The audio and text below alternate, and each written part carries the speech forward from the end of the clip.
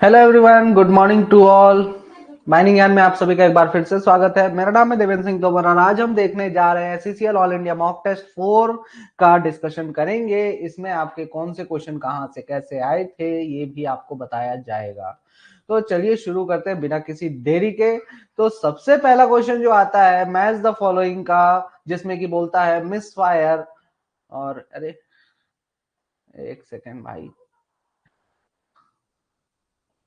Ink नहीं आ रही, ink खत्म हो गई है। इंक भर लूं पेन में अपने। चलो, आ गई इंक, आ गई। हाँ, तो मिस फायर और वाइब्रेशन दिया हुआ है, आपका ब्लोन आउट शॉट दिया, कट ऑफ शॉट दिया है। अब आपको बताना है कि इन प्रॉब्लम्स के कारण, ब्लास्ट के इन प्रॉब्लम्स का कारण क्या है। पुअर स्टेमिंग है, लो करंट है, एक्सेस चार्ज है या इम्प्रॉपर डिलेज है। तो सबसे पहला तो आता है मिस फायर। मिस फायर जो है, तो जब आपका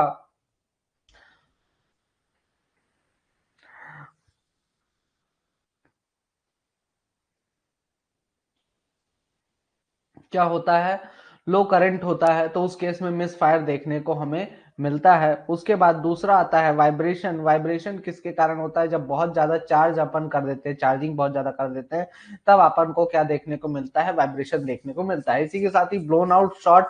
ब्लोन आउट शॉट का कारण क्या है, पुअर स्टेमिंग अगर हम करते हैं तो पूरा का पूरा मटेरियल उसके बाहर आ जाता है, होल के बाहर आ जाता है, तो ब्लोन आउट शॉट जो है तो देखने को मिलता है अगर सही तरीके से आप स्टेमिंग नहीं करते हैं। कट ऑफ किसके कारण होता है, इम्प्रॉपर डिलेज के कारण होता है। अगर हम सही तरीके से डिले नहीं देते हैं, गलत डिले दे देते हैं, मतलब कि क्या हो जाता है कि देखिए मान लीजिए दो होल है, ठीक है, अगल बगल दो होल है। अब एक होल मान लीजिए सही तरीके से हमने डिले नहीं दिया, तो इसके कारण, इसके ब्लास्ट होने के कारण इस होल पे ऐसा प्रभाव पड़ा कि इसमें से जो वायर नीचे आ रही थी वो कट ऑफ हो गई, है ना, कट गई वायर। तो ये जो कारण देखने को मिलता है, ये किसके कारण देखने को मिलता है, इम्प्रॉपर डिले के कारण हमें देखने को मिलता है। ठीक है, तो इसका करेक्ट आंसर हो जाता है option number B is the right answer. ठीक है, नेक्स्ट क्वेश्चन पर आते हैं। CMR 2017 was release by notification of which ministry. किस मिनिस्ट्री के द्वारा सीएमआर 2017 दिया गया था, तो ministry of labour and employment के द्वारा सीएमआर 2017 दिया गया था। इसके बाद अगला क्वेश्चन जो आता है उड़ते हुए आपके सामने, dust control measures and implementation in open cast working shall be ensured by. Dust control measures open cast working में किसके द्वारा सुनिश्चित किया जाता है, असिस्टेंट मैनेजर सरदार या फिर मैनेजर या सेफ्टी ऑफिसर, तो सरदार के द्वारा सुनिश्चित किया जाता है कि सही तरीके से डस्ट कंट्रोल मेजर्स लिए जा रहे हैं कि नहीं। अगला है फिर से आपका मैच द फॉलोइंग आया है, dragline, bucket wheel excavator, tunnel boring machine या फिर हाइड्रोलिक मॉनिटर दिया हुआ है। ये इक्विपमेंट्स है। अब ये इक्विपमेंट्स किनका मेन पर्पस क्या होता है, रीमिंग, की कट, पल्सेटिंग इंपैक्ट या फिर ट्रेसिंग। ठीक है, तो देखिए सबसे पहला तो टनल बोरिंग मशीन, ये हमने जो है तो पढ़ा था, इसमें रीमिंग का काम करता है। ये बेसिकली जो बड़ी बड़ी ड्रिल होल्स ड्रिल करता है, जैसे कि फॉर एग्जांपल टनल बनाने के लिए, टनल बनाने के लिए जो मशीन, ड्रिल मशीन यूज होती है, वो रीमिंग करती है। ठीक है, उसका जो कट करने का तरीका होता है उसको बोलते हैं रीमिंग करना। ठीक है, दूसरा आपका आता है क्या, ड्रैग लाइन। ड्रैग लाइन आपका किसके लिए होता है, की कट। ड्रैगलाइन के द्वारा जो कट मारा जाता है वो की कट होता है। ठीक है, इसके बाद आता है आपका bucket wheel excavator. Bucket wheel excavator, हाँ,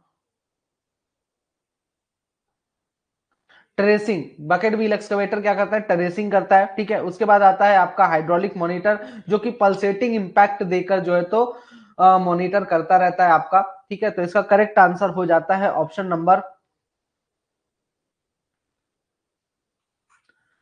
B is the right answer. Next question की तरफ बढ़ते हैं। ईएमपी का फुल फॉर्म बताना है, तो एनवायरमेंटल मैनेजमेंट प्लान जो है तो ईएमपी का फुल फॉर्म होता है। नेक्स्ट क्वेश्चन आता है आपका, स्पॉइल बैंक का स्लोप कितना होता है, तो रेगुलेशन नंबर 108 पढ़ लीजिए अगर नहीं पढ़े हैं तो। उसमें दिया है जो स्पॉइल बैंक का स्लोप होना चाहिए वो 37.5 डिग्री से अधिक किसी भी हालत में नहीं होना चाहिए। ठीक है, नेक्स्ट क्वेश्चन आता है आपका कि ओनर एजेंट और मैनेजर, रेगुलेशन नंबर 104 से ये क्वेश्चन दिया गया है कि ओनर एजेंट और मैनेजर हर एक माइंस के जो है तो रिस्क को एलिमिनेट करने के लिए, ठीक है, जो भी मेजर्स लेंगे वो किससे पूछ कर लेंगे, ठीक है, कोई भी अगर कदम उठाते हैं तो किससे पूछ कर उठाएंगे, तो सबसे पहला सेफ्टी कमेटी, दूसरा इंटरनल सेफ्टी ऑर्गेनाइजेशन के से पूछकर कंसल्ट करने के बाद ही उठाएंगे। नाइन्थ नेशनल सेफ्टी कॉन्फ्रेंस जो है तो कब हुआ था, नाइन्थ नेशनल सेफ्टी कॉन्फ्रेंस 4 और 5 फरवरी 2001 को, या फिर 2 एंड 3 फरवरी 2000 को, या फिर 4 और 5 मार्च को 2000 में, या फिर 2 एंड 3 फरवरी 2001 में, ठीक है। तो इसका नाइन्थ नेशनल सेफ्टी कॉन्फ्रेंस कब हुआ था, 2 एंड 3 फेब 2000 में हुआ था। अब इससे सेफ्टी कॉन्फ्रेंस से रिलेटेड मैंने आपको जो है तो क्वेश्चंस भी करवाए थे।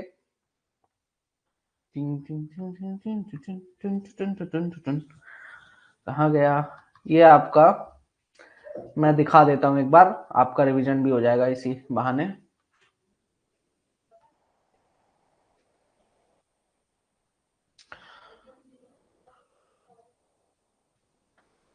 खुल जा भाई, खुल जा सिम सिम, चलो ये देखो।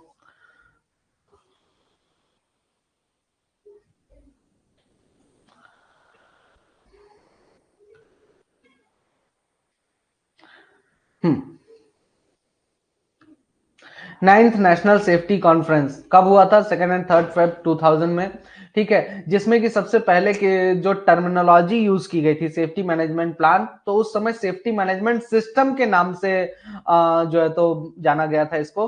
फिर दोबारा से फिर इसके बारे में सेफ्टी मैनेजमेंट प्लान के बारे को इंट्रोड्यूस किया गया 10th नेशनल सेफ्टी कॉन्फ्रेंस में, जो कि 26 और 27 नवंबर 2007 में हुआ था। इसका मेन फोकस था रिस्क असेसमेंट और रिस्क मैनेजमेंट, ये याद रखिएगा, बहुत जरूरी हो जाता है भाई साहब आपके लिए, ठीक है, इसको याद रखना।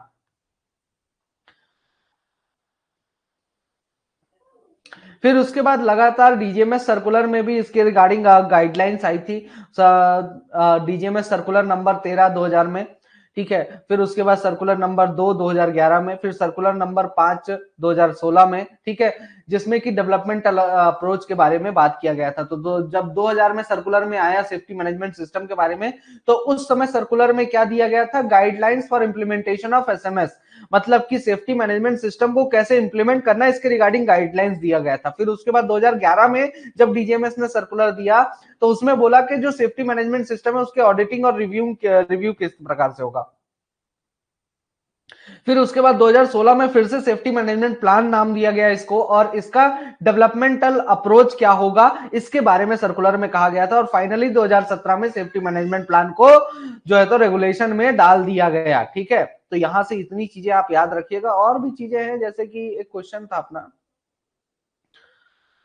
ये वाला, इससे आया था, इससे भी एक क्वेश्चन इस आपके मॉक टेस्ट में है, ठीक है, आगे देखेंगे हम अभी। चलिए तो क्वेश्चन देखते हैं। तो इतनी चीजें आपको जो है तो ध्यान में रखनी है, ठीक है।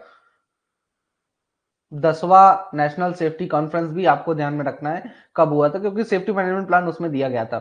What do sharp curves in haul roads lead to, अगर हॉल रोड में एकाएक ऐसे ऐसे जा रही ऐसे शार्प कर्व दे दिया तो उससे क्या नुकसान हो सकता है, रिड्यूस्ड रोड कंजेशन, रोड में जो कंजेशन होना है, मतलब कि रोड में जो भीड़ भाड़ होनी है उसको घटाता है, नहीं बिल्कुल भी नहीं, ठीक है। दूसरा, रिड्यूस हॉलेज कॉस्ट, हॉलेज का कॉस्ट घटाता है, नहीं।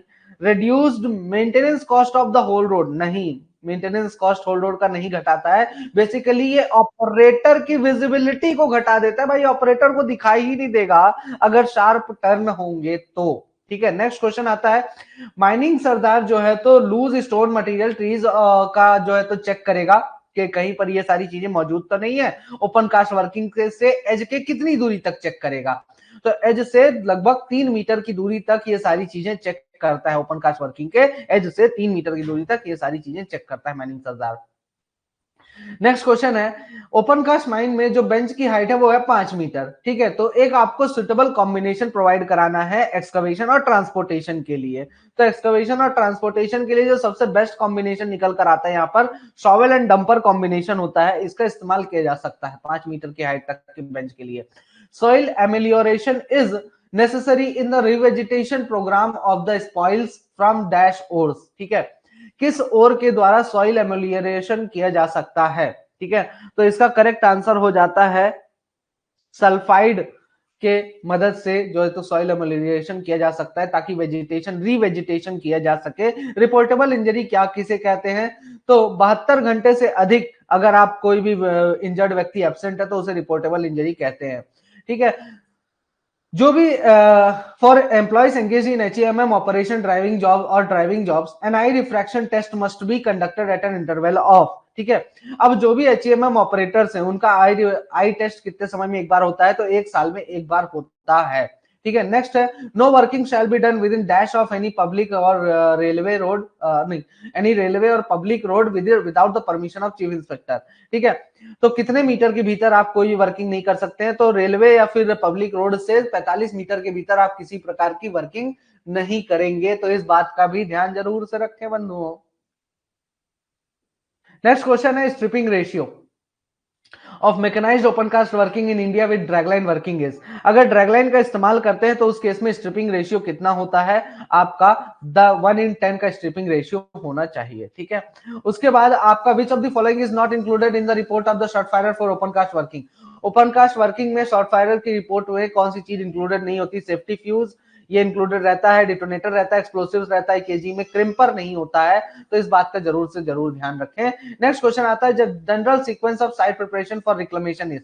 अगर रिक्लेमेशन के लिए साइट का प्रिपरेशन कर रहे हैं तो आपका सीक्वेंस क्या होगा, किस प्रकार से रिक्लेमेशन के लिए साइट का प्रिपरेशन करेंगे, तो सबसे पहले आता है रिपिंग, फिर डिस्किंग, फिर उसके बाद फर्टिलाइजिंग, फिर उसके बाद हैरोइंग इन फर्टिलाइजर, और फिर उसके बाद हम उसमें क्या करते हैं, बीज लगा देते हैं। ठीक है, तो रिपिंग करना है। ठीक है, मतलब कि जुताई वगैरह करते हुए फिर धीरे धीरे आप फर्टिलाइजर वगैरह डालते हैं, फिर उसके बाद आप क्या कर देते हैं, उसमें बीज वगैरह डाल के रिक्लेमेशन का काम करते हैं। ठीक है, नेक्स्ट क्वेश्चन आता है आपके सामने, in an open cast mine for the use of 2 or more types of explosive in any shot hole dash shall prepare and enforce standard instructions. अच्छा, ओपन कास्ट माइंस में अगर 2 या उससे अधिक एक्सप्लोसिव्स का एक ही शॉर्ट होल में इस्तेमाल करना चाहते हैं तो इसके लिए स्टैंडर्ड इंस्ट्रक्शंस कौन प्रिपेयर करता है, क्या बात करते हो मित्र।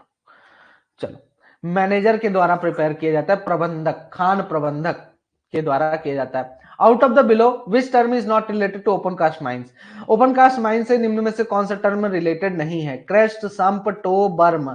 तो आपका क्रेस्ट क्या होता है, ये जो टॉप पोर्शन होता है इसको बोलते हैं क्रेस्ट, है ना, इसको बोलते हैं टो या फिर ट्रफ। टो तो जब ऐसा निकल आता है, ठीक है, बाकी ट्रफ कहा जाता है बॉटम पोर्शन को। और अगर यहाँ पे मैंने मिट्टी का ढेर लगा दिया equal to the height of the dumper tyre तो उसको बोलते हैं बर्म। संप जो है अंडरग्राउंड माइंस में होता है for the collection of water. Next question आता है आपका जिसमें कि बोलता है environmental impact assessment is prepared. Environmental impact assessment कब बनाया जाता है, जब माइनिंग कर रहे होते हैं तब एनवायरमेंटल इंपैक्ट असेसमेंट जो है तो बनाया जाता है। नेक्स्ट है minimum size of the word explosive must be put in capital letters on a van transporting an explosive। अच्छा, ये क्वेश्चन में इतने लोगों को डाउट हुआ, इतने लोगों को डाउट हुआ कि क्या ही कहने। मतलब यार आप लोग, मैं प्रूफ भी दिखा देता हूं, इतने रिपोर्ट्स आए हैं इसमें कि 25 सेंटीमीटर होगा आंसर। ठीक है, अब यहां पे देख लीजिए इसको बड़े ही ध्यान से, ये लिखा हुआ है, देखिए यहां पे दिया हुआ है,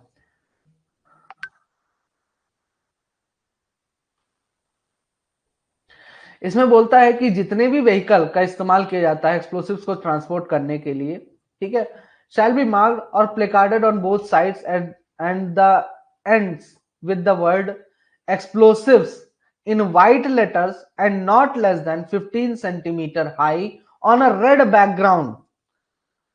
ठीक है, 15 centimetre high on a red background.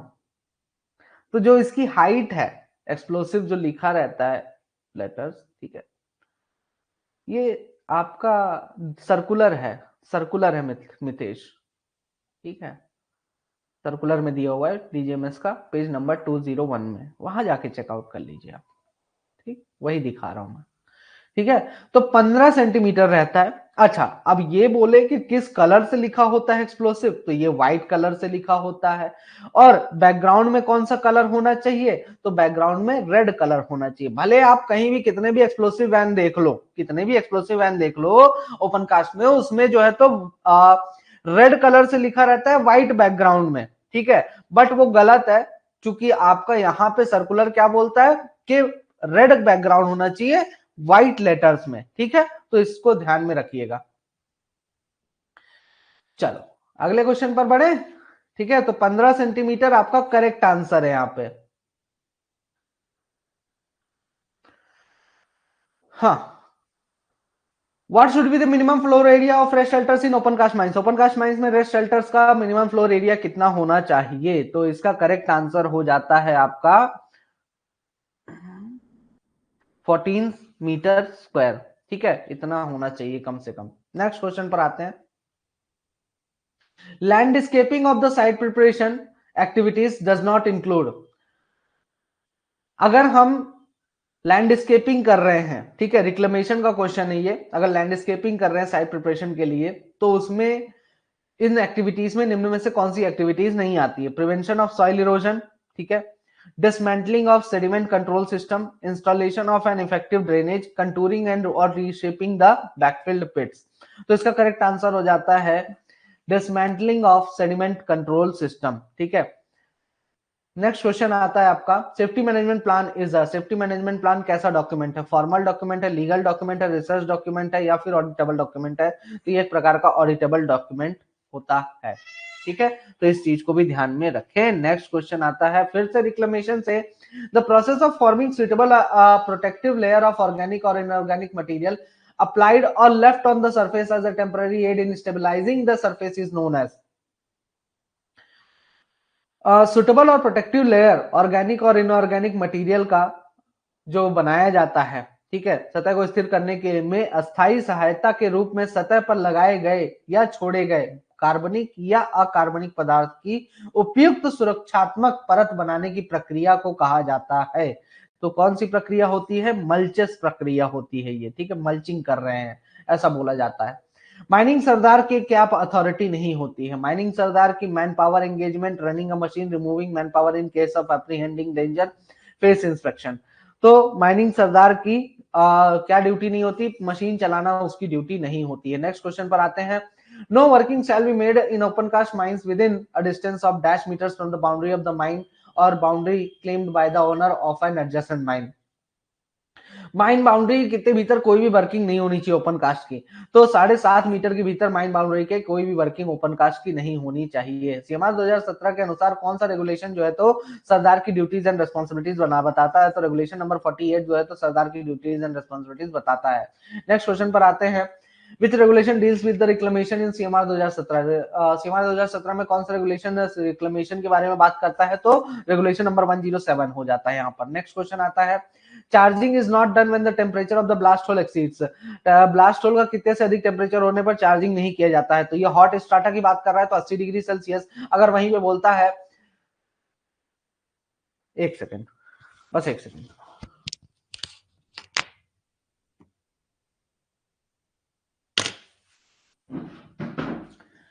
एक चीज बतानी है आप लोगों को।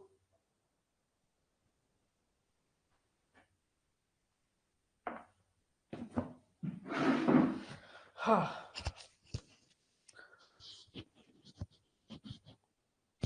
अगर सही है तो बता देते हैं, अगर नहीं सही है तो नहीं बताएंगे, छोड़ देंगे।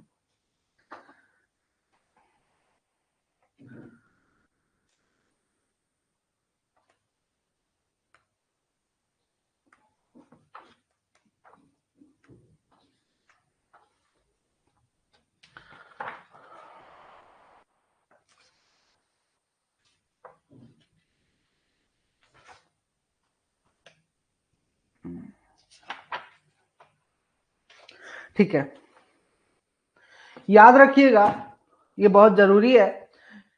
हाँ,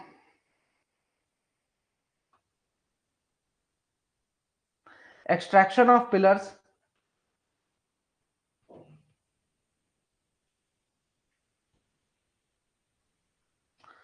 bye open cast method.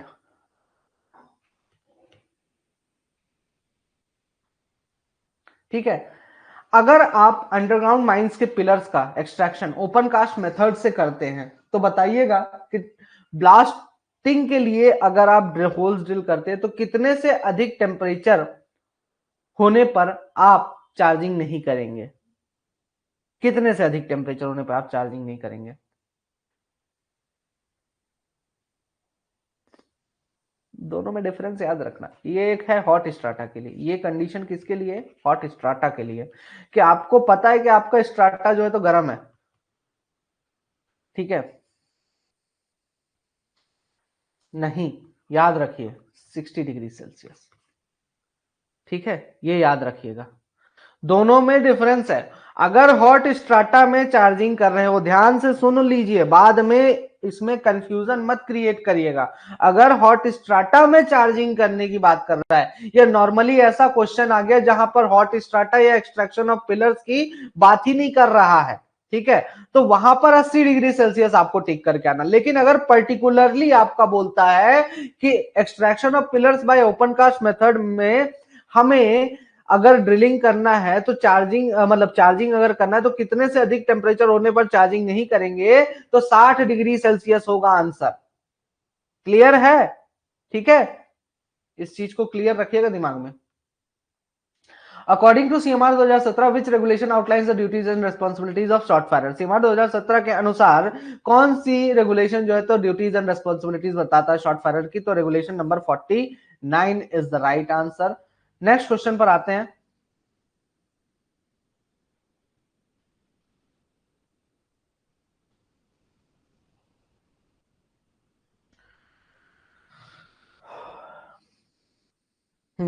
Hall road का प्रिपरेशन करना है तो टॉप टू बॉटम आपका क्या सीक्वेंस होगा हॉल रोड के प्रिपरेशन में, तो सबसे ऊपर होता है सरफेस कोर्स, ठीक है, उसके नीचे होता है बेस कोर्स, उसके नीचे होता है सब बेस, और उसके नीचे होता है सब ग्रेड। तो इसका याद रखिएगा ये सीक्वेंस, सरफेस कोर्स होता है सबसे ऊपर, फिर उसके नीचे हॉल रोड जब बनाते हैं ना तो सरफेस कोर्स होता है, फिर उसके नीचे बेस कोर्स होता है जो उसका बेस होता है, फिर उसके बाद उसका सब बेस होता है, फिर उसके नीचे सब ग्रेड होता है। तो टॉप टू बॉटम ये सीक्वेंस है, ठीक है, बॉटम टू टॉप पूछ लिया तो इसका उल्टा हो जाएगा। The duty is not related to shotfirer at the end of the shift. अब इसका आंसर मैं आप लोगों को रीएवैल्यूएट कर दूंगा, ठीक है, कि शॉर्ट फायर की शिफ्ट के अंत में कौन सी ड्यूटी नहीं होती है, तो सर्किट टेस्टर को सरेंडर कर देना, ठीक है, surrender of scraper break detector, या फिर surrender the shotfirer's daily report, surrender the explosives at the magazine. अब इसमें बताइए इसमें कौन सा आंसर करेक्ट है। अब देखिए, सर्किट टेस्टर जो है तो शॉर्ट फायरर क्या करता है, ले जाकर सबमिट कर देता है, ठीक है, सर्किट टेस्टर, ताकि दूसरा शॉर्ट फायरर उसको यूज करे। लेकिन स्क्रैपर या फिर जो ब्रेक डिटेक्टर होता है तो वो तो उसकी एक लाठी होती है, ठीक है, उसकी एक लाठी होती है जो कि उसको सबमिट करना, सरेंडर करना ले जाकर जरूरी नहीं होता है। जो वो डेली रिपोर्ट अपनी तैयार करता है वो ले जाके उसको देना पड़ता है, ठीक है, सबमिट करना पड़ता है कि भाई इतना इस फेस में इतना ब्लास्टिंग किया, जो भी है वो पूरा उसको रिपोर्ट देना पड़ता है, ठीक है, तो वो चीज वो सरेंडर करता है, ठीक है। एक्सप्लोसिव्स को मैगजीन में, अगर एक्सप्लोसिव बच जाता है तो मैगजीन में ले जाके सरेंडर कर देगा, तो मतलब कि ले जाके सबमिट करना, सरेंडर का मतलब यहाँ पे ले जाके सबमिट करना हो रहा है, ठीक है। तो स्क्रैपर और ब्रेक डिटेक्टर सबमिट करना उसके लिए जरूरी नहीं होता है, तो यहाँ पर ये करेक्ट आंसर हो जाता है, option number B is the right answer, ठीक है। तो क्वेश्चंस को थोड़ा ध्यान से समझिएगा और फिर आंसर टिक किया करिएगा। In deep hole drilling and blasting the depth of the hole shall be. Deep hole drilling and blasting में होल्स की डेप्थ कितनी होती है, मोर देन 3 मीटर्स होती है, ठीक है।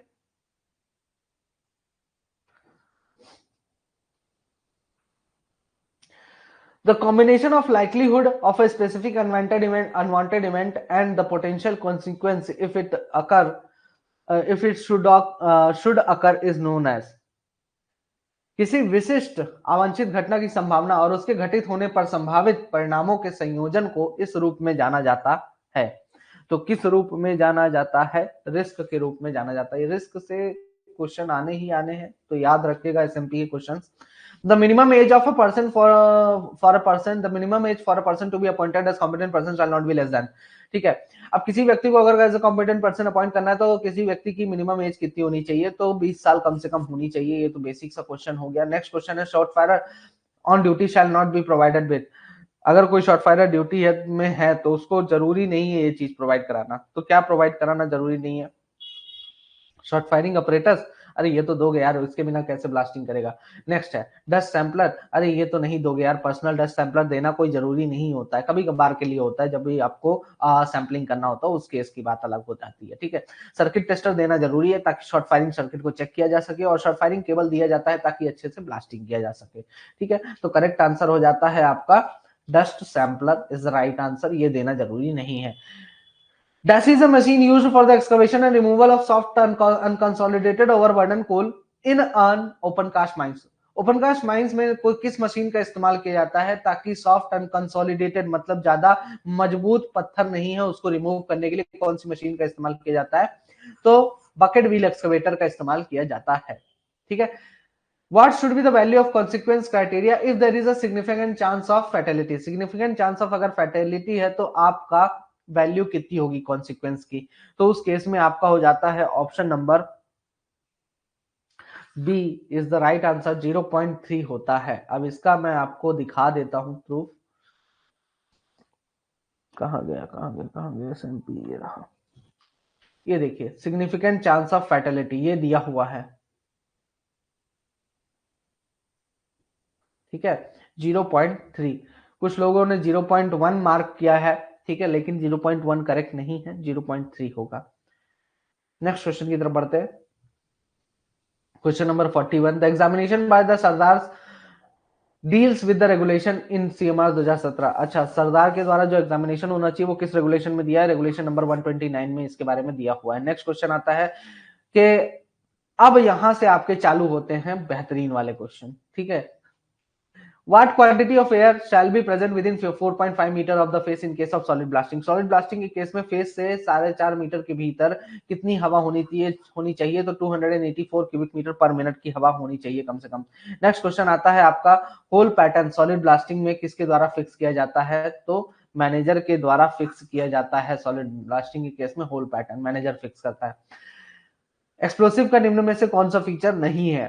तो ये एक सॉलिड और लिक्विड मिक्सचर है केमिकल सब्सटेंसेस का, जो कि हाई प्रेशर के साथ रिलीज होता है। ठीक है, गैस रिलीज करता है।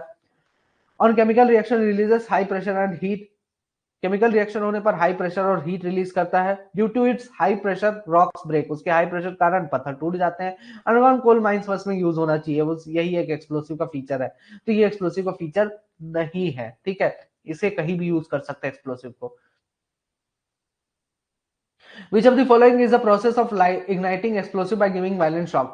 ठीक है, अगर आप बहुत तेजी से झटका देके किसी भी एक्सप्लोसिव को जलाते हो तो उसे क्या कहा जाता है? ठीक है, तो उसे क्या कहा जाता है? डिटोनेशन कहा जाता है। ठीक है, कि मतलब हम क्या बोलते हैं? एक्सप्लोसिव को डिटोनेट करना है, मतलब जलाना है। हम ये नहीं बोलते हैं कि एक्सप्लोसिव को इग्नाइट करना, हम क्या बोलते हैं? एक्सप्लोसिव को डिटोनेट करना, मतलब कि उसको शॉक वेव्स देके, शॉक देके, झटका देके उसको हम जलाते हैं एक्सप्लोसिव को। ठीक है, हमेशा। नेक्स्ट है which of the following prevents caking of explosive? निम्न में से कौन सी ऐसी चीज है कि एक्सप्लोसिव में जो डली रहती है जो कि एक्सप्लोसिव को जमने से रोकती है, मतलब कि एक्सप्लोसिव जमने ना पाए। ठीक है, तो एंटी सेटिंग एजेंट्स का इस्तेमाल किया जाता है इसके लिए। नेक्स्ट क्वेश्चन आता है एक्सप्लोसिव में कौन सा रिएक्शन होता है जलाने पर? एक्सप्लोसिव को जलाने पर कौन सा रिएक्शन होता है? तो रिडक्शन या फिर ऑक्सीडेशन, कंबस्टिबल या फिर ऑल ऑफ द अबव, तो ऑक्सीडेशन रिएक्शन होता है। नेक्स्ट क्वेश्चन है Who among the following uses plugs to mark permanent features points in the roof at the starting of the drift? अच्छा, जब ड्रिफ्ट का ड्राइवेज होता है तो वहां पर प्लग्स का इस्तेमाल करके परमानेंट रेफरेंस पॉइंट बनाने का काम रूफ में कौन करता है? ओनर, मैनेजर, सर्वेयर या फिर ओवरमैन? अब ये क्वेश्चन किसी ने मुझे, तो यहां पर सर्वेयर करता है। ठीक है, अच्छा, दो मास्टर प्लग के बीच की डिस्टेंस कितनी होती है? अगर ड्रिफ्ट का ड्राइवेज कर रहे हैं, ठीक है, ड्रिफ्ट ड्राइव कर रहे हैं, तो उसमें अपन क्या लगाते हैं? मास्टर प्लग्स लगाया जाता है सर्वेयर के द्वारा, ताकि मतलब एक रेफरेंस पॉइंट का इस्तेमाल किया जाता है। ठीक है, तो ये जो मास्टर प्लग्स लगाए जाते हैं इनके बीच की दूरी कितने होनी चाहिए? ठीक, तो इनके बीच की दूरी 10 मीटर होनी चाहिए। अब किसी ने एक रिपोर्ट तो किया था, लेकिन उसमें रिपोर्ट में लिखा था उसने कि सर अगर आप तक मेरी आवाज पहुंच रही हो तो बताइए ये सब कहां से पढ़ सकते हैं।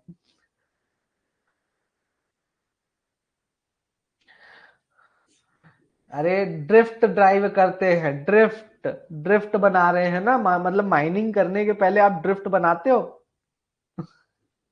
ठीक है, माइनिंग करने के पहले आप ड्रिफ्ट बनाते हो, तब ना कोल सीम तक पहुंचोगे। तो ये जो ड्रिफ्ट आप बना रहे हो, ठीक है, तो इसमें क्या किया जाता है, रूफ में ऐसे खूंटे गाड़ दिए जाते हैं, लकड़ी के खूंटे गाड़ दिए जाते हैं, जिनमें कि मार्किंग पॉइंट्स मार्क रहते हैं, उसका जो भी इंक्लिनेशन वगैरह जो भी सर्वेयर का डाटा होता है वो उसमें मार्क रहता है, आरएल वगैरह जो भी है, ठीक है। उसके और सेंटर लाइन वगैरह भी शो करने के लिए, जिसके बेसिस पे सर्वेयर क्या करता है, सर्वे करता है। जैसे जैसे आपका ड्रिफ्ट आगे बढ़ता जाएगा, जैसे जैसे ड्रिफ्ट आगे बढ़ता जाएगा, वैसे वैसे वो मास्टर प्लग लगाते लगाते, अब जैसे एक मास्टर प्लग यहां लगाया, दूसरा मास्टर प्लग यहां लगाया 10 मीटर की दूरी पर, ठीक है, अब तीसरा मास्टर प्लग लगाना है, तो भाई वो इसके रेस्पेक्ट में सर्वे करके फिर मास्टर प्लग अगला लगाएगा, ठीक है। आई बात समझ में। तो ये मास्टर प्लग क्या होता है, कुछ नहीं होता, खूंटा होता है जो कि रूफ में गाड़ दिया जाता है, किसके द्वारा, सर्वेयर के द्वारा, ताकि वो सर्वे कर सके जैसे जैसे ड्रिफ्ट आगे बढ़ता है, तो ड्रिफ्ट किस डायरेक्शन में जाना चाहिए उसका सर्वे करने के लिए इसका इस्तेमाल किया जाता है, ठीक है। अब ये जो है तो आपको कहां पर मिलेगा, ईएमटी का चैप्टर नंबर कौन सा है, ईएमटी का चैप्टर नंबर 7, ठीक है, चैप्टर नंबर 7 पढ़िएगा, उसमें दिया हुआ है, ठीक है, वहां पर मैंने करवाया है इसको। On how many days surveyor checks the grade line और सेंटर लाइन। सर्वेयर जो है तो ग्रेड लाइन और सेंटर लाइन कितने समय में चेक करता है, तो डेली चेक करता है, हफ्ते में एक दिन करता है, या फिर 14 दिन में एक बार करता है, या महीने में एक बार करता है। तो हफ्ते में एक दिन जो है तो ग्रेड लाइन और सेंटर लाइन सर्वेयर जो है तो जाकर चेक करता है, ठीक है। अच्छा, what is the length of wire rope used in roof stitching. Roof stitching में वायर रोप की लेंथ कितनी होती है। अब जैसे ये गैलरी हो गई, ठीक है, ये गैलरी हो गई, अब यहाँ पे आपने 2 होल मारे, और फिर इन होल्स में से ऐसे रस्सी इसमें डाल के, ऐसे यहां से रस्सी वायर रोप को ले जाके इस होल में डाल दिया, ठीक है, ये पूरा एक सिंगल वायर रोप रहता है।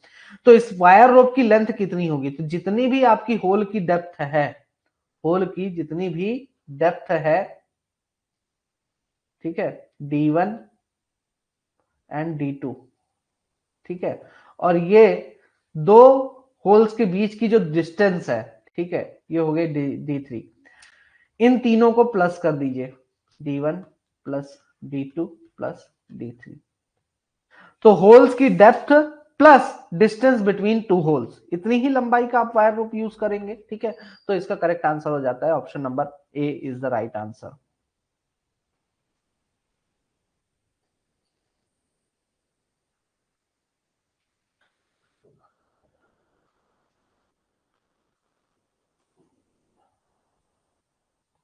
अब देखिए इसमें क्या बोलता है आपका,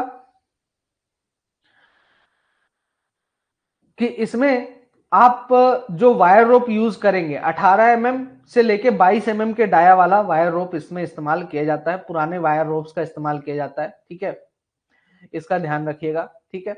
और एक वायर गेज लगाया जाता है, 10 मेश का वायर गेज लगाया जाता है, ठीक है, जो कि होल में फिट किया जाता है। एक कुछ इस प्रकार का आपका होता है, ये देखिए बीच बीच में।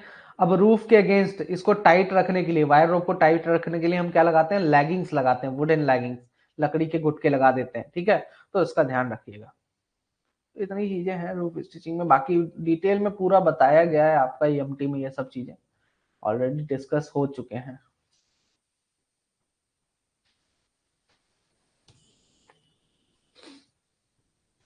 नेक्स्ट क्वेश्चन आता है, अब इसको मैंने सही कर दिया है बाकी, है ना, इसमें भी थोड़ा सा डाउट ये हो जाता है कि सर डेप्थ ऑफ होल्स, ठीक है। अब मैंने हालांकि यहाँ पे डेप्थ ऑफ होल नहीं लिखा था, डेप्थ ऑफ होल्स लिखा था, तो करेक्ट आंसर इसको भी मान सकते हैं, लेकिन अब एग्जैक्ट अब अगर करने के लिए मैंने यहाँ पे 2 इंटू डेप्थ ऑफ होल्स कर दिया है, मतलब कि जो दोनों होल हैं उनकी डेप्थ, मतलब एक होल की डेप्थ लिया, उसको 2 से मल्टीप्लाई कर दिया, प्लस दोनों होल्स के बीच की दूरी, तो ये भी करेक्ट हो जाता है। ठीक है, तो कंफ्यूज मत होना कि सर ने डेप्थ ऑफ होल्स बोला था, यहाँ 2 इंटू ले रहा है आंसर, नहीं, 2 इंटू भी करेक्ट है, 2 into depth of hole plus distance between two holes, बात एक ही है। ठीक है, क्योंकि इनकी डेप्थ तो सेम ही रखते हैं लगभग लगभग। डेड मैन्स हैंडल किससे रिलेटेड है?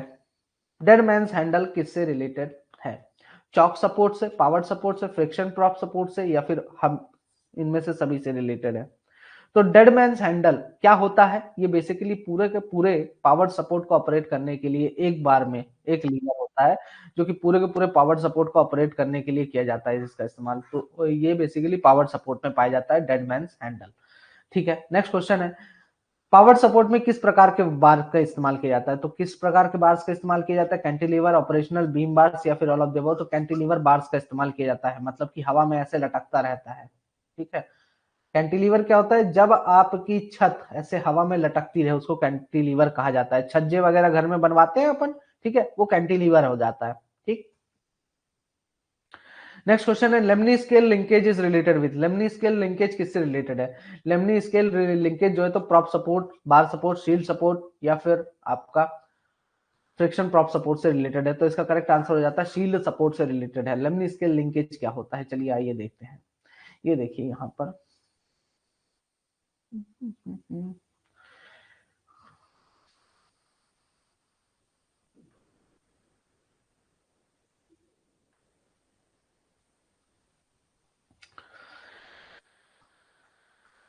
ये जो कैनोपी होती है, ठीक है, इसको बोलते हैं कैनोपी।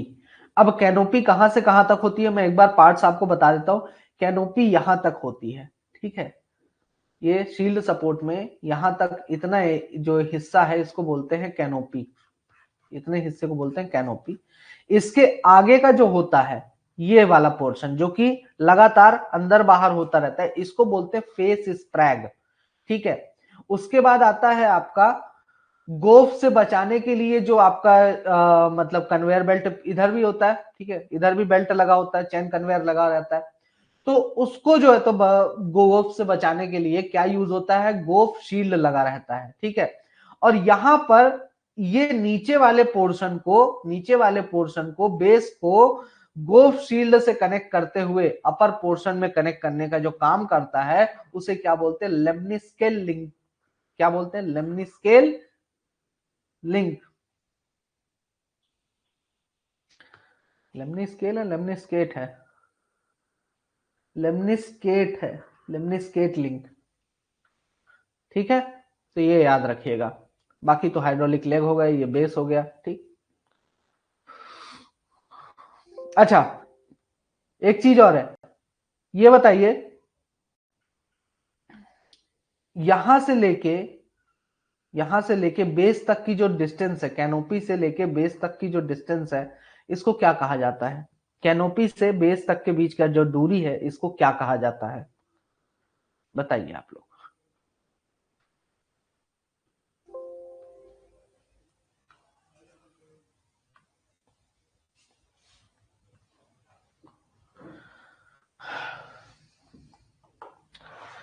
अच्छा, अगला क्वेश्चन है, if the distance between two bedding planes is more than 1.2 metre then rock is known as?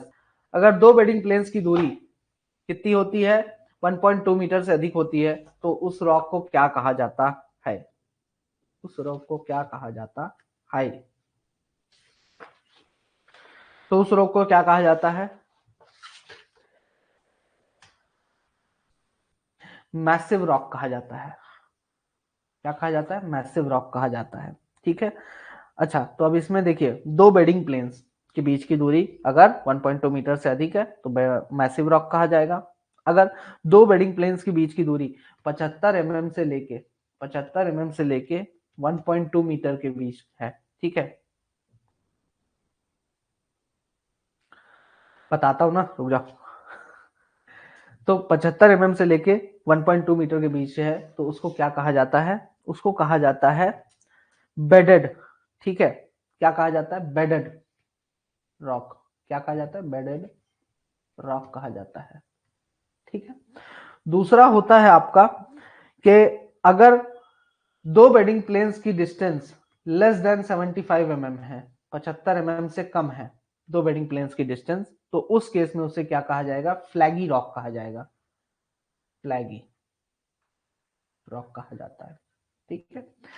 Immediate roof क्या होता है, इमीडिएट रूफ क्या होता है,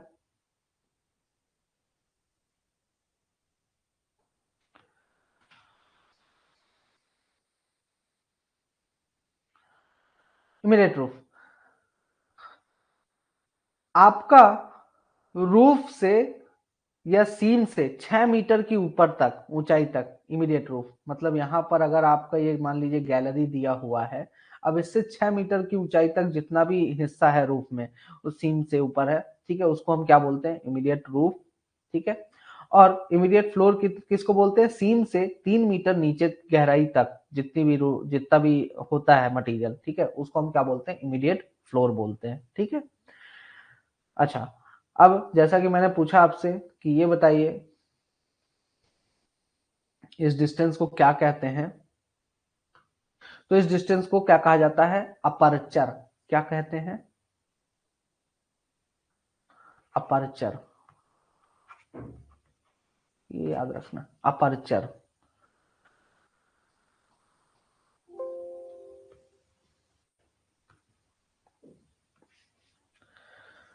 हाँ, अब redistribution of pressure due to an excavation is known as, अच्छा अब अगर आपका एक्सकवेशन करने पर क्या होता है, प्रेशर रीडिस्ट्रीब्यूट होता है। ठीक है, यहाँ पर जैसे मैंने एक्सकवेशन कर दिया, ये सरफेस से जो प्रेशर अभी तक सीधा आ रहा था वो प्रेशर अब कैसा चला जाएगा, ऐसे चला जाएगा, रीडिस्ट्रीब्यूट हो जाता है, पिलर्स पे चला जाता है आपका। ठीक है, पिलर्स पे पूरा का पूरा प्रेशर चला जाता है। ठीक, तो ये जो प्रेशर आर्क का रीडिस्ट्रीब्यूशन हो रहा है इसको क्या कहा जाता है, इसको कहा जाता है प्रेशर आर्क थ्योरी। ठीक है, प्रेशर आर्क थ्योरी कहा जाता है। नेक्स्ट है, किस प्रेशर के कारण आपका पिलर्स का क्रशिंग होता है, आखिर ऐसा कौन सा प्रेशर है जिसके कारण पिलर्स की क्रशिंग होने लगती है। तो पिलर्स की क्रशिंग किस प्रेशर के कारण होती है, अब्यूटमेंट प्रेशर के कारण होती है। ठीक है, अब्यूटमेंट प्रेशर कहां पर लगता है,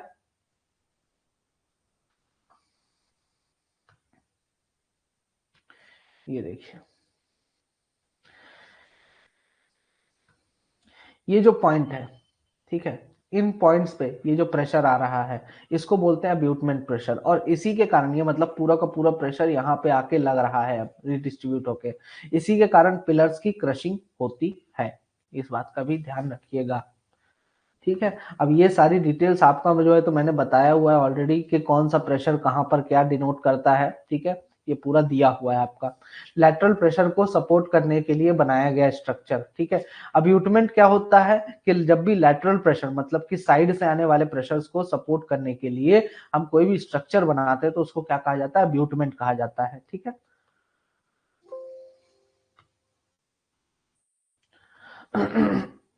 नेक्स्ट है, अच्छा, fan of nearly dash cubic metre per minute capacity shall be use during shaft sinking, shaft sinking के समय जो है तो कितने कैपेसिटी वाला फैन यूज होगा, तो 300 क्यूबिक मीटर पर मिनट वाला फैन यूज होना चाहिए। Which of the following are the arrangements in shaft sinking, निम्न में से शाफ्ट सिंकिंग का अरेंजमेंट कौन सा है।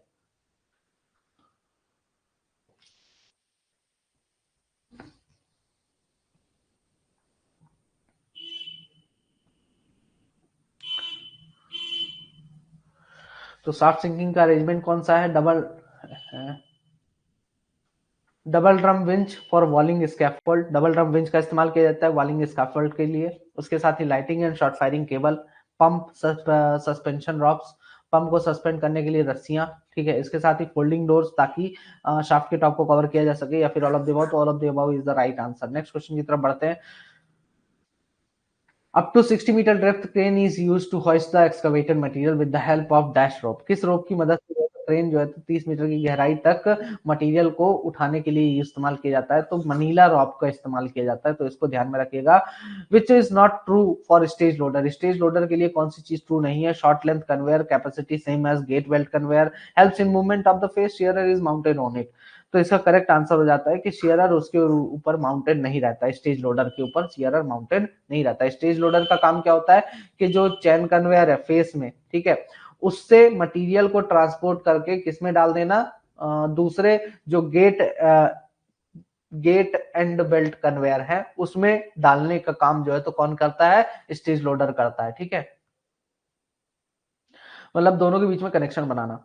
ठीक है, अच्छा, rail mounted trolley over which the switches of different equipment is known as.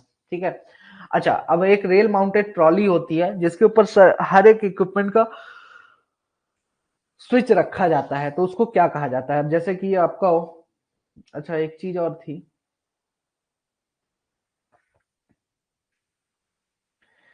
ये आपका क्या हो गया,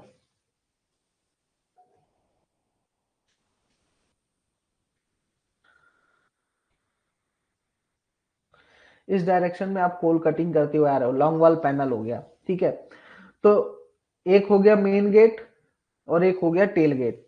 ठीक है, तो हम क्या करते हैं, एक ट्रैक बिछाते हैं, उस ट्रैक के ऊपर हम अपना जो है तो सारे स्विचेस वगैरह, मशीन वगैरह जो है तो एक जगह पे ऐसे माउंटिंग करके रख देते हैं, जो कि पूरा का पूरा ऑपरेट करने के लिए काम आता है। तो इसको हम क्या बोलते हैं, क्या बोलते हैं, पैन टेक्नियन बोलते हैं। क्या बोलते हैं, पैन टेक्नियन कहा जाता है। ठीक है, अच्छा, इसको क्या कहा जाता है, ये जो दो ठो है, 8 8 मीटर लंबा लगभग है। ठीक है, इसको क्या कहा जाता है, ये जो स्पेस है, एनीवन, इस जगह को क्या कहा कहते हैं।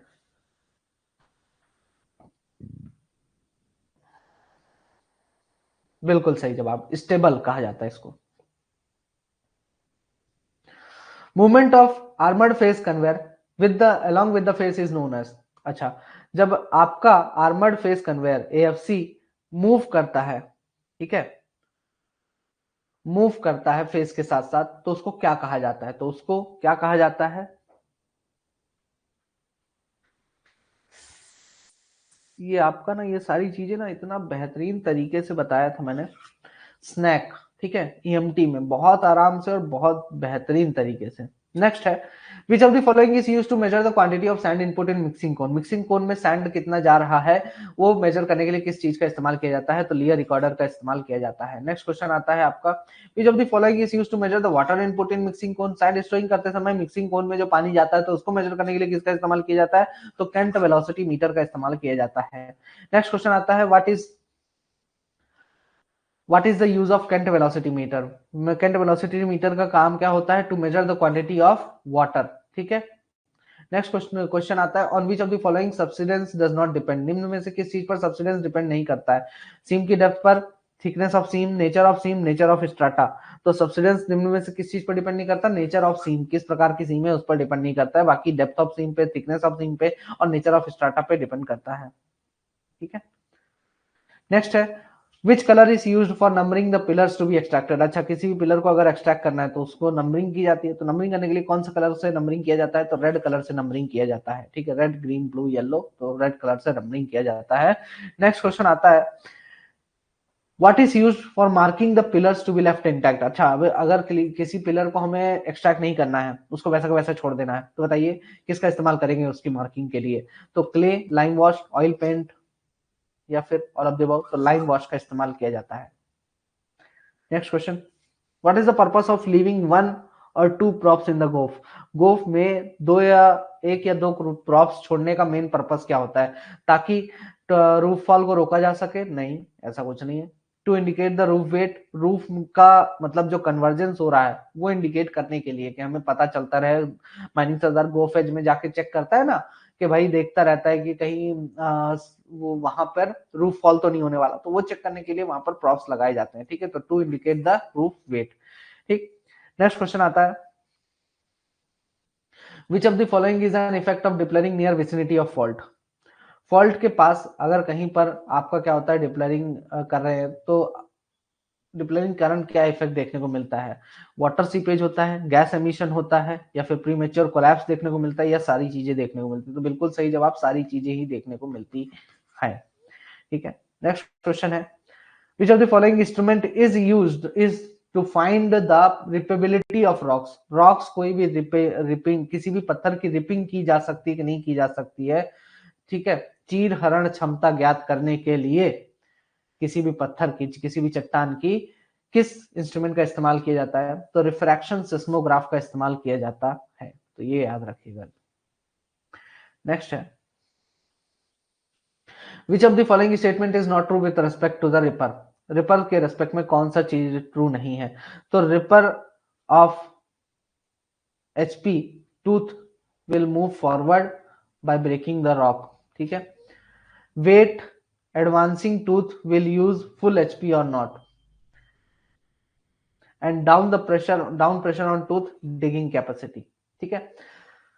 रैम हॉरिजॉन्टल टिल्ट, देखिए ये जो रैम है, रिपर क्या होता है आप भी जानते हो, ऐसे ट्रैक्टर के पीछे जो लगा रहता है ना, तो उसको रिपर कहा जाता है। अब रिपर में बेसिकली आपका वर्टिकल मोशन होता है, मतलब ऊपर और नीचे, या तो ऊपर जाएगा या नीचे आएगा, ठीक है, ताकि जमीन को खोद सके। गड्ढा खोदने के लिए इस्तेमाल, गड्ढा खोदने के लिए नहीं, मतलब जमीन में को खुरचने के लिए इस्तेमाल किया जाता है, जैसे हल चलाने के लिए इस्तेमाल किया जाता है। तो या तो ऊपर होगा या तो नीचे जाएगा, ठीक है, या ऊपर जाएगा या नीचे जाएगा। इसमें हॉरिजॉन्टल टिल्ट नहीं होता। हॉरिजॉन्टल टिल्ट ये अच्छा बताइए किस चीज का मशीन में होता है? ये होता है डोजर में। जो रैम होता है उसका मेन काम होता है डोजर में हॉरिजॉन्टल टिल्ट देना, ठीक है, कि डोजर का जो आगे का ब्लेड है उसको दाएं खींचना है या बाएं खींचना है हल्का सा, ठीक है, उससे ज्यादा नहीं हो पाता, हल्का सा ही होता है। नेक्स्ट क्वेश्चन है, which of the following deals with specific strategies and methods for varied degradation scenarios? निम्नलिखित में से कौन सा विभिन्न गिरावट परिदृश्यों को के लिए विशिष्ट रणनीतियों और विधियों से संबंधित है? तो इसका करेक्ट आंसर हो जाता है reclamation.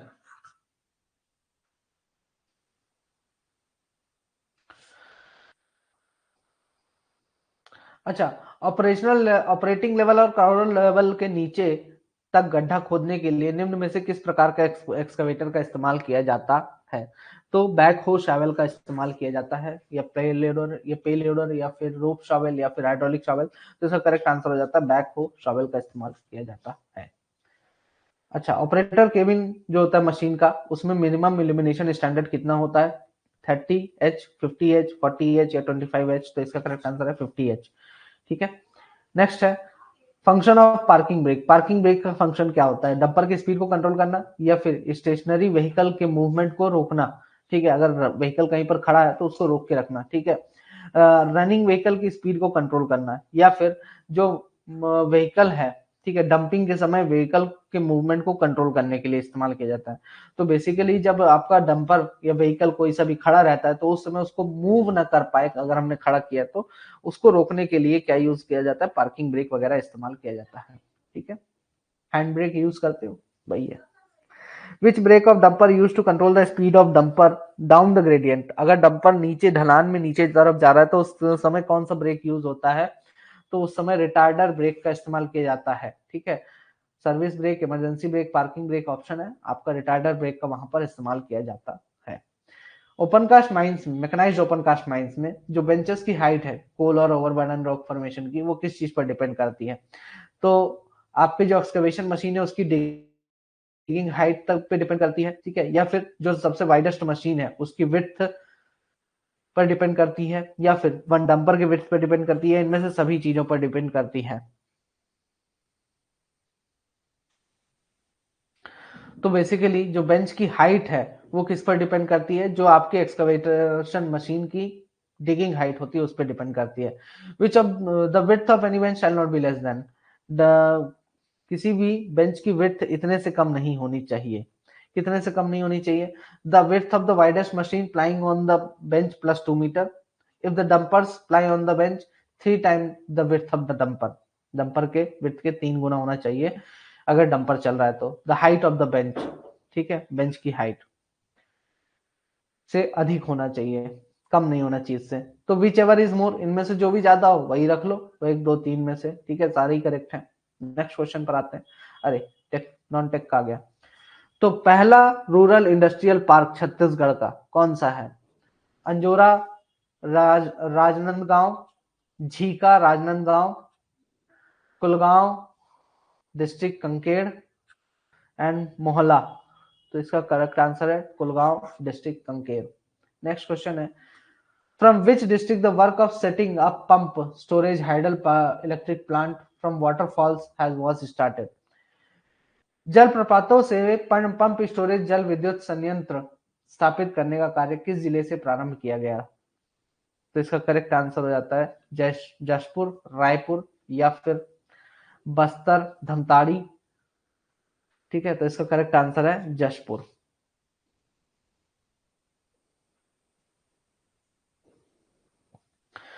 Who built the first Mahabodhi temple in बोध गया? बोध गया में पहला महाबोधि टेम्पल किसने बनाया? अशोका ने बनाया। ठीक है, next question, which of the following led the foundations of the fort of Vatapi? Vatapi fort का फाउंडेशन किसके द्वारा रखा गया था, नींव किसके द्वारा डाली गई थी? तो जयसिम्हा, राणा रागा, पुलकेशिन वन, मंगलेशा। तो इसका करेक्ट आंसर हो जाता है पुलकेशन वन। नेक्स्ट क्वेश्चन है, which marriage of Vedic period is known as love marriage? Vedic period का कौन सी शादी जो है तो लव मैरिज के नाम से जानी जाती है? ठीक है, तो ब्रह्म विवाह, आर्य विवाह, असुर विवाह या फिर गांधर्व विवाह? तो गांधर्व विवाह जो है तो लव मैरिज होता है बेसिकली, गांधारी। अच्छा, इसीलिए कहा जाता था। How many coal mines does SCCL own? SCCL के पास कितनी कोल माइंस हैं? तो 67 कोल माइंस है एससीसीएल के पास भाई साहब।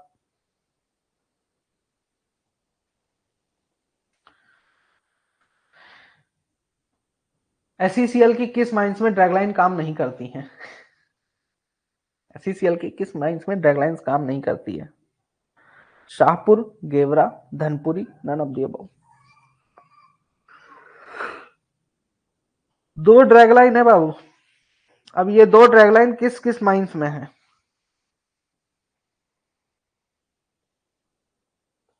गूगल का आंसर नहीं लेगा ना वो। गेवरा बिल्कुल शाहपुर में है और धनपुरी में है। ठीक है, एससीसीएल के पास कितने मेजर सीएचपीस हैं, कोल हैंडलिंग प्लांट्स हैं? एससीसीएल के पास कितने मेजर सीएचपीस हैं या फिर कोल हैंडलिंग प्लांट्स हैं? तो total 5 coal handling plants SCCL के पास हैं। ठीक है, annual capacity minor coal handling plants का जो एससीसीएल के हैं उनकी एनुअल कैपेसिटी कितनी है? 3.75 मिलियन टन उनकी एनुअल कैपेसिटी है। ठीक है, नेक्स्ट है, in which underground mines of SCCL continuous miner is approved for installation in MDO mode? MDO mode पर SCCL की किस माइंस अंडरग्राउंड माइंस में कंटिन्यूस माइनर जो है तो इंस्टॉल करने का अप्रूवल मिल गया है? बहेरा बांध, केतकी, चर्चा या ऑल ऑफ द अबव? तो इसका करेक्ट आंसर है केतकी। नेक्स्ट क्वेश्चन पर आते हैं, to which of the places SCCL has not obtained? क्यों भाई, क्यों क्यों? अरे हट जा यार। हाँ, approval for setting up first aid training centres in the year 2022-23। अच्छा, तो एससीसीएल ने किस जगह के लिए अप्रूवल नहीं लिया है फर्स्ट एड सेंटर एस्टेब्लिश करने के लिए 2022-23 में? Manendragarh, Kusmunda, Gevra, none of the above. तो इसका करेक्ट आंसर हो जाता है कुसमुंडा में। ठीक है, नेक्स्ट है, which of the following is used by SCCL for dust control? Dust control करने के लिए एससीसीएल के द्वारा किस चीज का इस्तेमाल किया जाता है? तो एससीसीएल के द्वारा लॉन्ग रेंज फॉगिंग मशीन या mechanical road sweeping machine, water sprinkling tank या फिर ऑल ऑफ द अबव? तो इसका करेक्ट आंसर है all of the above. RFID का full form radio frequency identification. Next question, which technology is used for the automatic boom barriers? Automatic boom barriers के लिए कौन सी technology use होती है? RFID technology का इस्तेमाल किया जाता है। कौन सा वेब एप्लीकेशन का इस्तेमाल ऑनलाइन रेफरल्स जनरेट करने के लिए हॉस्पिटल्स के लिए किया जाता है? तो इसका करेक्ट आंसर है चिरायू। ये तो आपके कल के ही क्वेश्चंस कुछ आ गए हैं, है ना। Tenders with the value below 2 lakh can be uploaded on SCCL website through which portal? किस पोर्टल के थ्रू 2 लाख से कम के टेंडर्स को जाता के लिए आप अप्लाई कर सकते हैं? तो किस पोर्टल के थ्रू कर सकते हैं? अंश।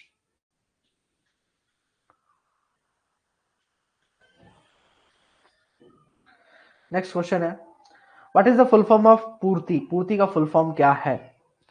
पूर्ति का फुल फॉर्म है purchase order online repository initiative. Purchase order online repository initiative. Next है, what was the topic of international women's day 2023 celebrated at SECL headquarter. SECL headquarter में जो इंटरनेशनल वुमेन्स डे सेलिब्रेट किया गया है उसका topic क्या था? उसका टॉपिक था gender equality today for sustainable tomorrow, digit all innovation and technology for gender equality, I am generation equality, realising women rights, none of the above. तो इसका करेक्ट आंसर हो जाता है digit all innovation and technology for gender equality. Next question है, which of the following awards are won by Dr. P.S. Mishra in the year 2022-23? Distinguished alumnus award, या फिर ET ascent business leader of the year award, Udyog Ratna award. तो इसका correct answer है all of the above, सारे ही award इनके द्वारा जीते गए हैं। Which of the following awards are being won by SCCL in the year 2022-23? 2022-23 में SCCL के द्वारा कौन सा अवार्ड जीता गया है? तो सिल्वर शील्ड फॉर स्वच्छता अभियान कैंपेन,